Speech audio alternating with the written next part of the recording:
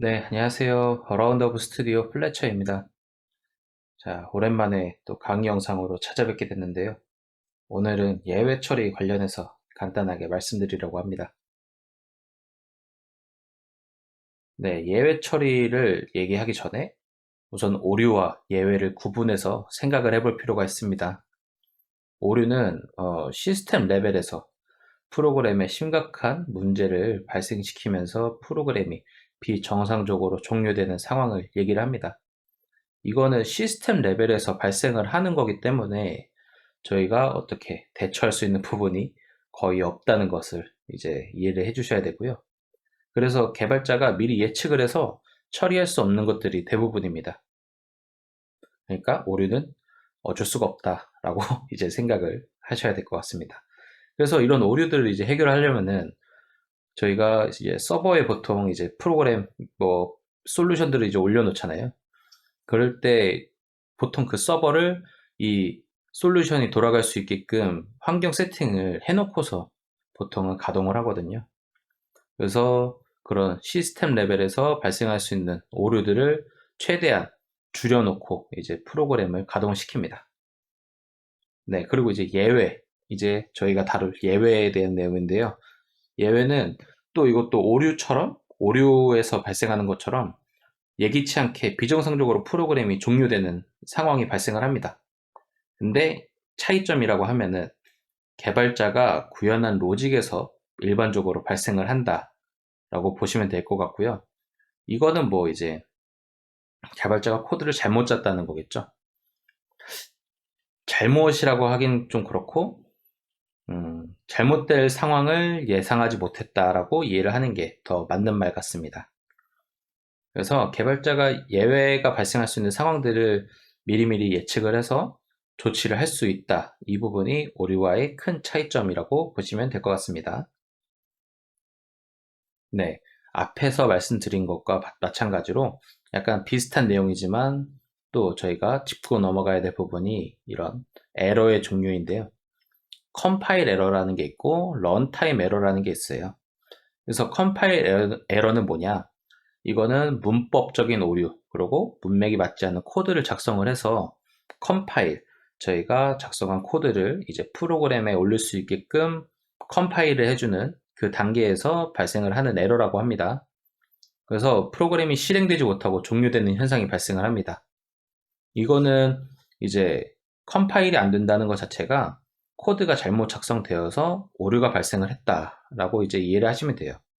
그래서 컴파일 에러 같은 경우는 보통 저희가 익셉션 처리 뭐 이런 것들을 떠나서 맞아, 이것도 뭐 익셉션 처리를 해서 처리를 하는 것도 맞지만은 우선 코드 자체가 잘못된 거라서 이거는 개발자가 손 쓸 수 있는 부분이다 라고 이해를 하시면 되고요. 런타임 에러 같은 경우는 프로그램이 작동하면서 예기치 않은 상황이 발생을 하는 건데요. 이거는 이제 프로그램이 코드가 잘못됐을 수도 있고 아니면 시스템상에서 발생할 수도 있는 건데, 일반적으로 런타임 에러라고 하면은 이제 프로그램 자체만 이제 관점으로 두고 그 상황에서 예기치 않은 현상이 발생을 한다라고 이해를 하시면 될 것 같습니다. 뭐 예를 좀 들어야 되는데 그거는 이제 뒤에 내용이 있으니까 그걸로 대치를 하겠습니다. 네, 그래서 예외 클래스라는 게 있어요. 이 예외 클래스는 우리가 예외 처리를 하기 위해서 사용할 수 있는 그런 클래스들을 모아놓은 패키지라고 보시면 될 것 같고요. 이제 기본적으로 java.lang.object 이제 가장 상위에 있는 패키지를 상속을 받고요. 그래서 throwable 클래스에서 exception과 에러로 나눠진 에러와 exception으로 나눠서 이제 저렇게 트리 구조를 형성을 하게 되죠. 엄청 내용이 많아서 이런 클래스들은 하나하나씩 사용을 해보면서 이제 그 어떤 상황에 무엇이 필요한지를 이해를 해 나가시는 게 제일 중요합니다. 지금 당장 뭐 다 어디에 뭐가 있고 뭐 널 포인트 익셉션은 런타임 익셉션 밑에 있고 뭐 이렇게 구체적으로 이해하실 필요는 없어요. 이제 스루어블이라는 클래스 밑에 이렇게 상속을 받은 상태로 익셉션이 존재하는구나. 이렇게 이해를 해주시면 될 것 같습니다. 네, 그래서 모든 예외 클래스는 수로블 클래스를 상속받고 있다라는 점 외워주시면 좋고요. 그리고 익셉션은 수많은 자식 클래스가 있다라고 합니다. 왜냐면 아까 봤듯이 익셉션은 바로 이 상단에 있기 때문에 저희가 대부분 다루는 익셉션들은 이 익셉션 클래스 아래에 구체적인 IO 익셉션이라든가 SQL 익셉션 이런 것들이 다 익셉션이라는 큰 이름 아래 존재한다라고 이해를 해주시면 되겠고요. 그래서 런타임 익셉션은 언체크 그리고 익셉션 그 외의 익셉션은 체크 익셉션으로 볼 수 있다. 이 두 개의 차이는 이렇게 표로 정리가 되어 있는데요. 이제 체크, 이제 확인된 익셉션은 이제 예외 처리가 반드시 필요하다. 근데 unchecked exception은 명시적 처리를 강제하지 않습니다. 이 말은 뭐냐면은 익셉션 예외 처리를 하는 데 있어서 반드시 처리를 하는 거는 명확하게 코드에서 오류가 보인다는 거예요. 이거는 뭔가 잘못됐다라는 틀린 부분이 보이기 때문에 반드시 예외 처리를 하라는 거고, unchecked exception은 이제 오류가 발생을 할 수 있는데 이거는 너가 어떻게 로직을 짜느냐에 따라서 익셉션이 발생할 수도 있고 안 할 수도 있다. 이런 부분이기 때문에 저런 언체크드 익셉션 부분을 좀 더 저희가 주의 깊게 확인을 해서 체크를 해줘야 되겠죠. 그래서 확인 시점을 보시면은 컴파일 단계가 있고 실행 중 단계가 있는데 실행 중 단계가 런타임이에요. 그래서 컴파일 단계는 저희가 이미 이 코드를 프로그램으로 변형을 해주기 위해 컴파일을 하는 단계에서 이미 오류가 발생을 하기 때문에 이거는 반드시 예외 처리를 할 수 있게끔 저희가 체크를 할 수가 있는 부분들인 거고, 실행 중의 단계는 이제 저희가 프로그램으로 다 전환을 하고 그걸 가동을 했을 때도 아무런 문제가 없지만 실행하고 있는 과정 중에서 어떤 로직의 오류로 인해 발생을 할 수 있다. 이렇게 볼 수 있는 거죠. 그래서 대표적인 예외로는 이제 체크된 거는 IO 익셉션, SQL 익셉션 이런 것들이 있는데 unchecked 익셉션에는 null pointer 익셉션, illegal argument 익셉션 이런 여러 가지가 있어요. 그래서 이게 근데 중요한 거는 이렇게 구분을 해놨지만은 반드시 예외 처리가 필요한 부분과 명시적 처리가 강제되지 않는 unchecked 익셉션도 마찬가지고 다 예외 처리를 해줘야 한다. 이렇게 이해를 해주시는 게 제일 중요합니다. 예외 처리를 하지 않는 부분은 있어서는 안 돼요.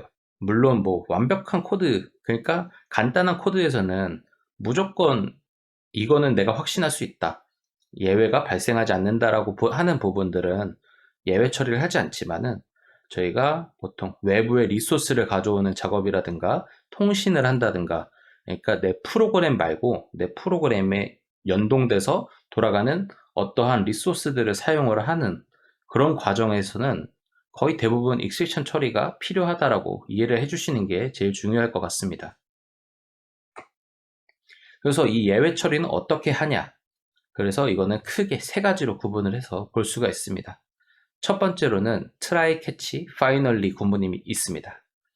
그래서 예외 처리 메소드를 직접 처리하기 위해서는 try, catch, finally 키워드를 이용을 해야 한다고 합니다.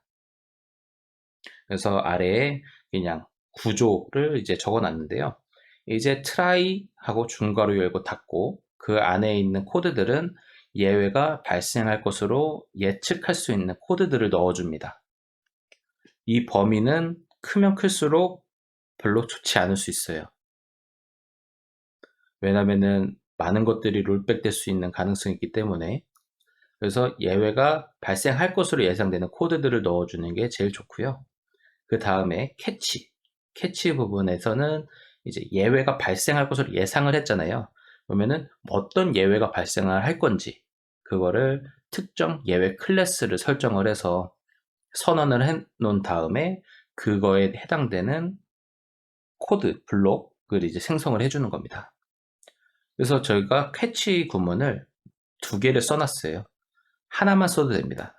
왜냐면은 예외로 발생할 수 있는 상황이 하나 정도 있다. 그러면은 캐치 구문을 하나만 쓰면 되는 건데, 여러 개가 발생할 수 있기 때문에 저렇게 캐치를 여러 개 쓸 수 있다라는 그거를 표현해 드리기 위해서 저렇게 두 개를 써놓은 거고요. 뭐 세네 개 더 붙여도 됩니다. 그래서 캐치 구문은 예외 클래스에 해당되는 예외가 발생을 했을 때 그 캐치 구문으로 가서 그 코드가 실행을 하게 됩니다. 보통은 저기서 어떻게 처리할지는 개발자의 뭐 마음대로긴 하지만은 보통은 롤백 처리를 많이 하거든요. 그리고 그것보다 더 많이 사용하는 거는 여기서 예외가 발생했다 해서 처리하는 부분, 뭐 어떤 게 빠졌다 그러면 그걸 채워넣는 그런 작업들을 많이 해주고요. 그리고 파이널리는 이제 트라이 캐치 구문이 종료된 후에 트라이만 실행이 됐든 캐치 구문이 실행이 됐든 마지막에 실행을 해주는 코드가 되겠습니다. 이거는 사실 케이스마다 어떻게 처리하는지에 따라 다 코드가 내용이 다 다르기 때문에 이거는 어떤 코드가 들어가야 된다 뭐 이렇게 명시적으로 표현할 수는 없고요. 가장 대표적으로 얘기할 수 있는 거는 저렇게 제가 주석 처리를 해놓은 저 내용들이 되겠습니다. 그래서 이게 자바 7부터는 복수 처리를 할 수가 있어요. 이 세 번째 있는 캐치 구분인데 예외 클래스가 이제 어떤 B라는 케이스가 있고 C라는 케이스가 있는데 이때 처리해야 될 코드가 동일하다 싶으면은 이렇게 타이프 이제 저희가 5어를 쓸 때 쓰는 키워드죠. 저거를 이제 연산자를 추가를 해서 예외 클래스 B나 예외 클래스 C가 발생했을 경우에는 이 코드를 실행을 해라 라고 이제 합쳐서 작성을 할 수 있게끔 만들어줬습니다. 그래서 뭐 최근에 있는 코드들은 다 저걸 사용할 수 있다라고 보시면 되고요. 요새 이제 자바 7 이전 단계는 쓰는 경우가 거의 없기 때문에 네, 저것도 이제 그냥 사용할 수 있다라고 이해를 해주시면 될 것 같습니다. 네, 그 다음은 뭐 그냥 각 블록에 대한 설명들을 좀 적어놨는데요. 자, 트라이 블록. 블록이라고 하면은 중괄호 열고 닫고에 있는 그 사이를 뜻하는 겁니다. 그래서 트라이 블록은 예외가 발생할 가능성이 있는 코드의 범위를 지정을 해주는 블록입니다. 그리고 캐치 블록은 트라이 블록 안에서 실행되는 코드에서 예외가 발생을 했을 때 실행이 되는 블록인데요. 예외 타입의 매개 변수는 트라이 블록에서 발생할 수 있는 예외 타입을 담고 있다. 그러니까 케이스라고 보시면 돼요. 이 코드가 엄청 이제 까다로워서 이럴 때도 오류가 발생할 수 있고 저럴 때 오류가 발생할 수 있다. 뭐 이런 여러 가지 상황들이 있을 거잖아요. 그 상황들에 대한 타입을 담고 있으면 됩니다. 그래서 다양한 예외가 발생을 할 수 있는 경우에는 여러 개의 캐치 블록을 설정을 해서 각각 케이스에 맞는 대처 코드를 넣어주면 되겠습니다. 네, 그 다음은 finally 블록인데요. 이거는 뭐 필수적으로 꼭 사용해야 되는 블록은 아니고요. 왜냐면은 뭐 캐치 블록 이후에 그냥 이 트라이 캐치 구문 바로 아래 다른 그냥 별도의 코드를 작성을 하면은 이 코드로 그냥 또 실행을 하면 되는 거니까 사실상 finally 블록은 많이 사용하진 않아요.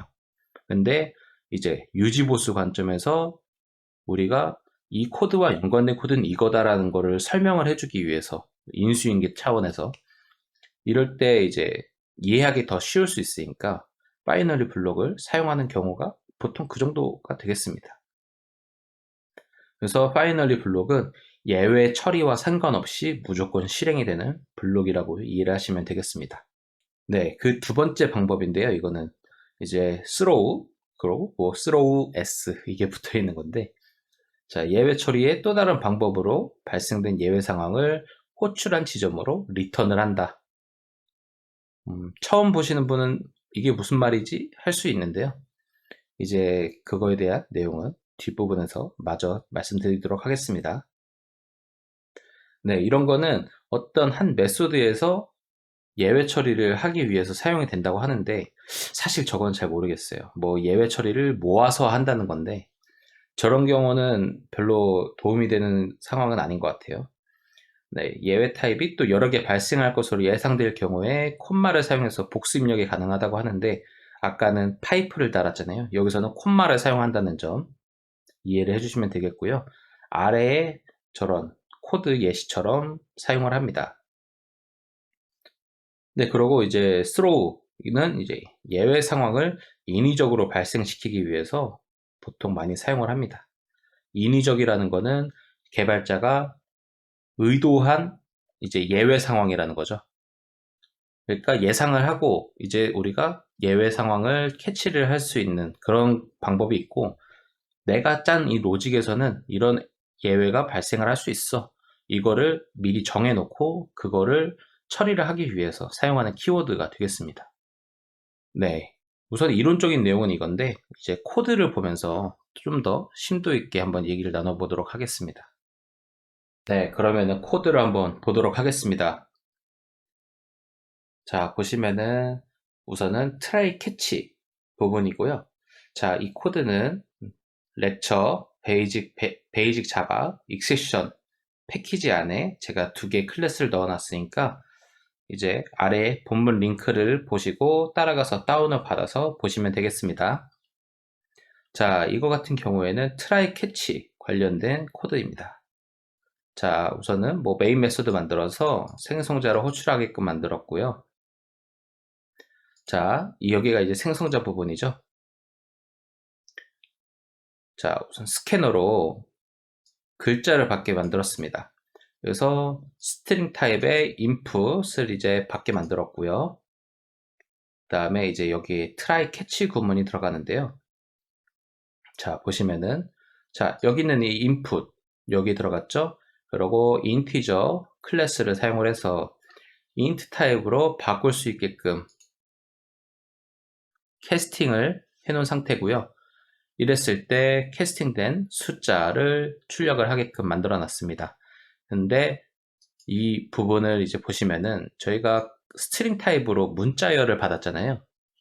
그러면은 저희가 일반적으로 여기서 숫자 값이 들어와야 되지만은 숫자가 아닌 값이 들어올 수도 있잖아요.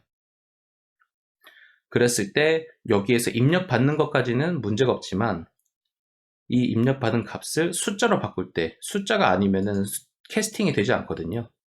그랬을 때는 이제 이 부분에서 예외 상황이 발생할 수 있다라는 점을 저희가 예측을 해줘야 합니다. 그래서 그거에 대한 number format exception을 이제 써서 이 캐치 구문을 작성을 한 거고요. 변경되지 못한 값이 무엇인지 확인하는 프린트를 넣어놨습니다. 그리고 맨 마지막에는 그냥 finally 구문이 실행된 부분을 확인하기 위해서 finally 구문을 출력하게끔 만들어 놨고요. 자, 그러면 이걸 한번 실행을 해보겠습니다. 자, 여기 밑에 이제 실행이 되고요. 자, 여기서 이제 값을 받아야 되는데 저희가 숫자를 받아서 문자열 타입을 이거를 인티저 타입으로 파스를 하잖아요. 12라는 값을 입력을 하면은 자, 숫자 땡땡 12 파이널리 구문 이렇게 실행되는 것을 볼 수가 있습니다. 자, 그 부분은 자, 이 부분이 이제 실행이 된 거죠. 안전하게 이 부분에서 int 타입으로 변경이 된 후에 이렇게 출력이 됐다라는 거고, 그러니까 정상적으로 처리가 됐으니까 캐치 구문이 실행되지 않았고, 근데 finally 구문은 예외 상황과 상관없이 실행되는 구문이니까 finally 구문이 실행됐다. 이렇게 보시면 되겠고요. 자, 또 다른 부분이 있겠죠? 자, 12인데 띄어쓰기를 한번 해보겠습니다. 자, 띄어쓰기는 캐스팅이 된다. 여기서 parsint 할 때 트림 같은 게 들어가겠죠. 앞뒤 여백 다 자르고 그리고 숫자만 캐스팅이 됐다. 그렇게 보시면 되고요. 자, 그 다음에 여기에 숫자 아님 1 이렇게 만약에 입력을 하게 되면은 자, 여기 이제 숫자 아님 1이라는 값이 여기 들어가게 되겠죠. 자, 이러면은 변경되지 못한 값 해갖고 숫자 아님 1이 됐죠. 이거는 자, 여기서 숫자 아님 1이 들어가니까 여기서 int 타입으로 변경을 해주지 못한 거예요. 그래서 이 뒷부분 이게 실행이 되지 못했고 캐치 구문으로 넘어와서 변경되지 못한 값 플러스 인풋 이게 실행이 된 것으로 이해를 해주시면 되겠습니다. 자, 이렇게 코드가 사실 좀 약간 억지스럽잖아요. 아니, 숫자를 받을 거면은 그냥 처음부터 인티저 타입으로 받으면 되지 않나 이렇게 생각하실 수도 있는데, 저희가 이거는 코드로 이렇게 작성을 했으니까 그런 건데, 만약에 저기 웹사이트 같은 데서 뭐 회원 가입할 때 전화번호 넣고 그렇잖아요. 근데 이 전화번호로 입력을 받았을 때 그거를 바로 이제 거기 입력 받은 값을 이제 코드로 받을 때는 일반적으로 스트링 타입으로 많이 받게 돼요. 억지로 이런 상황이 발생할 수 있어서 그럴 때는 지금 제가 작성해 놓은 코드처럼 이제 파싱을 하거나 뭐 그런 작업을 해줘야 되거든요. 일반적으로는 그래서 파싱을 하지 않고 그냥 텍스트 값으로 그냥 보존을 하는데, 자, 그럴 때 이제 문제가 발생을 할 수도 있는 가능성이 있는 거죠. 그래서 이런 부분에서 예외 처리를 해줘야 된다. 그렇게 이해를 해주시면 될 것 같습니다. 뭐 이 정도면은 사실 트라이 캐치 구문을 정상적으로 다 이제 이해를 한 부분이라고 보시면 될 것 같아요. 좀 더 이제 저희가 실무에서 쓰게 되면은 좀 더 코드가 복잡해지겠죠? 자, 그 다음에 이제 스로우 부분을 한번 보도록 하겠습니다. 자, 여기서는 자, 코드를 먼저 이해를 하면은, 자, 여기도 마찬가지로 우선 메인 메서드로 생성자 값을 우선은 호출을 하게 되고요. 자, 바로 여기 또 트라이 캐치 구문도 넣어놨죠. 트라이 하고 테스트 1이라는 메소드를 호출하게끔 만들어 놨고요. 그리고 익세션. 이 익세션은 사실 진짜 쓰면 안 돼요. 왜냐면 이거는 너무 포괄적인 내용이잖아요. 그래서 예외 처리하기에 참 이건 쉽지가 않다라고 해서 많이 이렇게 쓰지 않습니다. 아까 앞에서 봤던 뭐 넘버 포맷 익세션이라든가 그런 식으로 좀 더 특정을 해서 예외 처리를 해주는 게 더 올바른 방법인데, 여기서는 예시 구문이기 때문에 제가 그냥 익셉션으로 처리를 했습니다. 자, 그래서 시스템 아웃 프린트 라인에서 테스트 메소드에서 에러 발생 이렇게 해서 적어놨고요. 자, 그 다음에 또 트라이 캐치 구문이 또 있는데, 여기서는 테스트 2라는 이 메소드를 호출하게 됩니다. 자, 그랬을 때 익셉션 2 하고 시스템 아웃 프린트 라인에서 내부에서 에러 처리 뭐 이렇게 적어놨는데, 한번 메소드를 보겠습니다. 자, 테스트 1은 자, 여기 throws 해서 exception. 자, 아까 요거에 대한 설명은 뭐였는지 잠깐 볼까요? 자, 보시면은 자, 예외 처리 방식의 또 다른 방법으로 발생된 예외 상황을 호출한 지점으로 리턴하는 방식이다.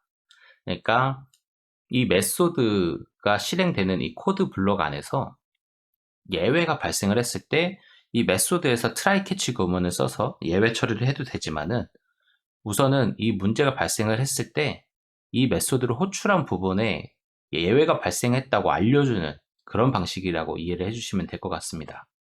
그래서 이런 예외 처리 방식은 한 메소드, 그러니까 이걸 호출한 곳에서 처리하기 위해서 사용되는 거고요. 뭐 이런 거는 아까 설명드렸으니까 제외하도록 하겠습니다. 자, 그랬을 때 자, 익셉션이 이제 발생을 할 수 있다라고 이렇게 적어 놓은 거죠. 그래서 익셉션이 발생을 하면은 얘를 이 테스트 1을 호출한 부분, 이 부분으로 던져버리겠다 라고 이제 적어 놓은 거고, 자, 여기에 이제 또 throw가 있죠. 이거는 아까 제가 말씀드린 것처럼 인위적으로 예외를 발생시킬 때 사용을 하는 방법입니다. 그래서 throw new exception 해갖고 exception을 발생을 시킨 겁니다. 그러니까 이게 이제 적용이 된 거죠. 그러면은 얘는 return 해서 테스트 1 이거의 실행 결과가 exception이 되는 겁니다. 자, 그래서 캐치 부분에 exception 2 이렇게 나오잖아요. 여기 부분으로 이제 여기서 exception이 발생을 했으니까 이쪽 구문으로 들어와서 이거를 실행을 하게끔 되겠죠. 실행 결과는 조금 이따가 보도록 하고요. 자, 그 다음에 테스트 2를 이제 실행합니다. 자, 여기는 이게 없어요. throws가 없죠. 그래서 여기는 이걸 적어 놓지 않았고, 자, try. 근데 여기 throw new exception 해갖고 exception을 또 발생을 시켰어요. 근데 이거는 try catch 구문을 메소드 안에 적어 놨잖아요. 그래서 얘는 여기 쪽으로 넘어와서 테스트 2가 에러 처리를 했다. 이게 실행이 될 것으로 예상이 된다라고 보시면 될 것 같아요. 자, 그러면 사실상 얘는 필요 없지 않냐? 이렇게 해도 되지 않냐? 오류가 발생하지 않죠. 이걸 트라이 캐치 구문 없애도. 근데 얘 같은 경우는 빨간 줄이 그어지죠. 그러니까 얘는 여기서 이 세션을 예상을 하고 있기 때문에 여기서는 트라이 캐치 구문을 써줘야 되는 거고요. 얘는 필요가 사실 없습니다.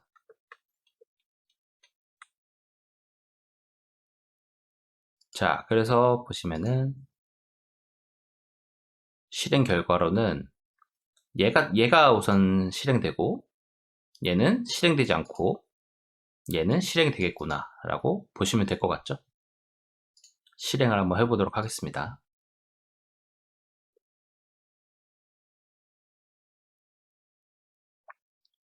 자, 테스트 메소드에서 에러 발생. 요거죠. 그러니까 테스트 1에서 에러가 발생을 했는데 발생된 곳은 이 부분인데 여기서 예외를 던졌기 때문에 이쪽에서 호출한 부분에서 처리를 해줄 수 있는 상황인 거고요. 자, 테스트 2 같은 경우에는 내부적으로 해서 트라이 캐치 구문을 통해서 처리를 했기 때문에 여기 있는 이 캐치 구문은 실행되지 않았다라고 이해를 하시면 될 것 같습니다. 어느 정도 이제 이 사용법에 대한 차이를 구분을 해드리기 위해서 이렇게 작성을 해 놓은 거예요. 그러니까 경우에 맞게끔 그렇게 코드를 작성을 해주시면 될 것 같고요. 이거는 이제 보통 코드를 작성을 하는 개발자의 취향도 좀 타는 부분이 있는 것 같아요. 근데 대부분은 어떻게 쓰는지 저도 잘 모르겠지만 남의 코드를 그렇게 많이 본 적은 없어서 자, 보통은 저 같은 경우에는 이런 처리를 많이 해요. 그냥 내부에서 다 처리를 할 수 있게끔. 왜냐면은 이 코드가 여기서 뭐 실행되고 있는 내용들이 있을 거잖아요. 이게 근데 여기서는 제가 호출해갖고 쓸 수 없는 경우들이 많기 때문에 내부에서 다 처리를 하고 이제 그 다음에 정상적으로 그냥 끝마칠 수 있게끔 예외 처리를 하는 편이고요. 근데 예외 처리가 안 되는 애들이 있어요. 그럴 때는 그냥 여기서 로그를 남겨서 어떤 에러들이 발생을 했는지 그거를 저장을 하고 끝내게끔 그렇게 만드는 경우도 있습니다. 그러면은 나중에 코드를 이제 뭐 업데이트를 하거나 뭐 그럴 때 그런 로그들을 참고를 해서 아, 여기에서 이제 이런 문제가 발생을 하네. 이런 거를 이제 확인을 한 다음에 그것들을 이제 참고를 해서 코드를 보완을 하는 편입니다. 네, 그러면은 오늘 다룬 내용은 여기까지이고요. 혹시 트라이 캐치 구문을 쓰거나 이런 스로우 구문을 쓸 때 어떻게 쓰는지 잘 모르겠다 하시는 분들은 좀 예시를 들어서 댓글을 남겨주시면은 제가 거기에 성심성의껏 답변을 드릴 수 있도록 하겠습니다. 자, 오늘 보신 코드는 아래 본문에 있는 GitHub 링크를 타고 들어가서 다운을 받아서 보시면 되겠고요. 뭐, 그 외에 또 궁금한 거나 또 다른 내용을 뭐 보고 싶은 내용이 있다면은 댓글로 남겨주시기 바랍니다. 그러면은 좀 더 제가 준비를 해서 하나의 영상으로 만들 수 있으니까요. 그럼 오늘은 여기서 마치도록 하겠습니다. 자, 지금까지 봐주셔서 감사하고요. 오늘도 좋은 하루 되시길 바라겠습니다. 감사합니다.